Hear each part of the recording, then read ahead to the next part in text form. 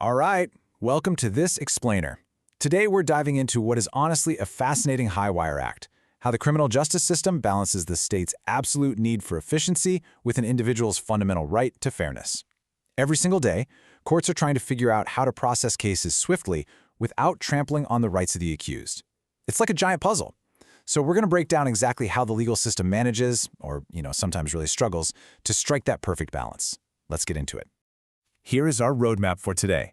We'll start with the blueprint of a trial, then look at joining and severing cases. Third, we'll cover details, defects, and fixes. Fourth is the power of the plea, and we'll wrap up with withdrawing a guilty plea. Okay, Section 1. The blueprint of a trial, setting the legal foundation. So, to get things started, you really have to know which document actually brings a person to court. Think of the information as the spark that gets the whole engine running. It's the initial charge in provincial court. But if a case is serious enough to move up to a superior court, we get a fresh starting point called the indictment. And this document is absolutely crucial because it outlines exactly what the state is alleging. And this brilliant quote from the Supreme Court really hits the nail on the head. It grounds all the hyper-technical rules we're about to discuss into one undeniable human right, the right to a fair trial. I mean, you can't possibly defend yourself if you don't know exactly what you're being accused of, right? It sounds super simple in theory, but as you'll see, applying this rule in the real world gets incredibly complex. Moving right along to Section 2, joining and severing cases, efficiency versus fairness. Now check out this constant tug of war. On one side, society desperately needs efficiency. We want to avoid making vulnerable witnesses testify multiple times, and honestly, running separate trials for the same crime costs an absolute fortune. But on the other side, we have the very real risk of prejudicing the accused. What if certain evidence is perfectly legal to use against suspect A, but totally inadmissible against suspect B? Asking a jury to just mental gymnastics that away is a massive risk to a fair trial. Now here's a wild scenario, the cutthroat defense. You might think that if two co-accused start pointing fingers at each other, the judge would immediately separate their trials. But surprisingly, no way. Courts often rule that the policy reasons for keeping them in a joint trial are actually stronger here. They want the jury to see the whole messy picture unfold in one room, even if the co-accused are basically doing the Crown's job for them by tearing each other apart on the stand. But what if an accused just desperately wants out of a joint trial to avoid that prejudice? Well, the burden is entirely on them. They have to prove on a balance of probabilities that severing the charges is truly necessary. And judges look at strict factors for this, like the complexity of the evidence, or if the accused wants to testify on one charge but totally maintain their right to silence on another. The judge has to weigh the whole shebang very carefully. Which leads us to a really fascinating question. Does a simple, everyday administrative mistake mean a criminal just walks free? Like imagine a typo in the date, or a misspelled name on that all-important charging document. Does the whole case just get thrown out? The short answer is absolutely not. Let's get into Section 3, details, defects, and fixes, amending the blueprint. Enter the rule of surplusage. This basically means that if the Crown gets a little too enthusiastic and provides more info than legally required in the charge, they aren't always trapped into having to prove those extra useless facts. It stops trials from derailing over minor details. But, and this is a big but, the line between a minor detail and a totally crucial fact isn't always obvious. Okay, the RVNC case is a perfect example of this. The Crown explicitly charged the accused with trafficking cocaine. But, plot twist, the substance turned out to be a mix of baby powder and aspirin. In this instance, the specific drug named wasn't just surplusage, it was a fatal flaw. Because the Crown committed to proving it was cocaine, failing to do so meant an acquittal. The identity of the drug was literally the whole point. Now contrast that baby powder mix-up with this Bank of Montreal fraud case, RV Vizina. Here, the Crown failed to prove the exact victim, the bank, actually suffered the financial loss.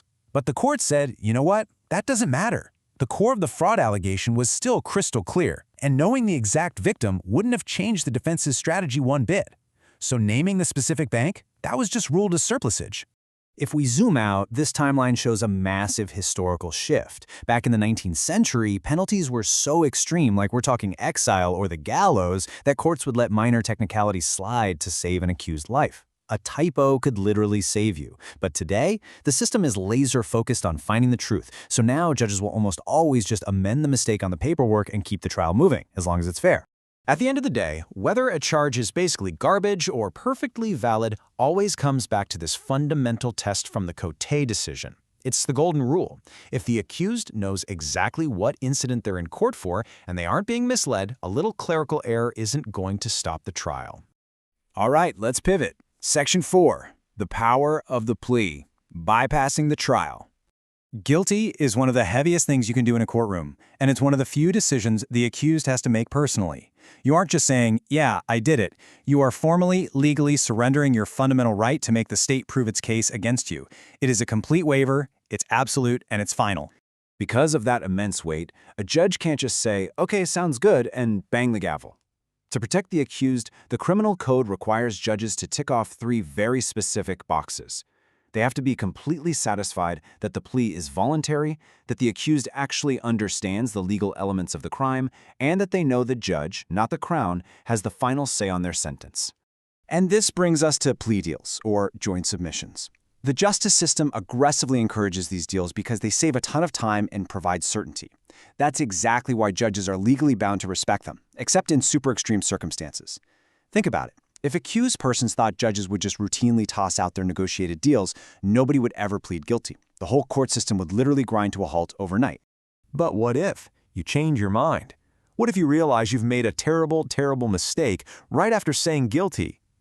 That brings us to our final section. Section 5, withdrawing a guilty plea, when finality isn't final. Spoiler alert, it is incredibly hard to take back a guilty plea. You can't just change your mind because you're suddenly scared of going to jail. However, courts will allow withdrawal to prevent a total miscarriage of justice under very specific conditions, like if your own lawyer improperly pressured you, or if it turns out the police hid evidence, or if you were totally unaware of major collateral consequences. A perfect example of this is the R.V. Wong case. The court recognized that the accused wasn't informed that their guilty plea would actually result in their deportation. So, the court said, wait a minute, if you don't know a plea will legally trigger your removal from the country, you haven't truly understood the consequences. They were allowed to take the plea back. It strikes right at the absolute heart of trial fairness. So, as we wrap up this explainer, we've seen how the courts are just constantly navigating this tightrope between procedural efficiency and the fundamental rights of the individual. In an imperfect system designed by humans, I want to leave you with this. How do we ultimately balance the absolute need to close cases against the truly terrifying possibility of an innocent person pleading guilty? Thanks for joining me today, and keep questioning the mechanics of the world around you. Catch you next time.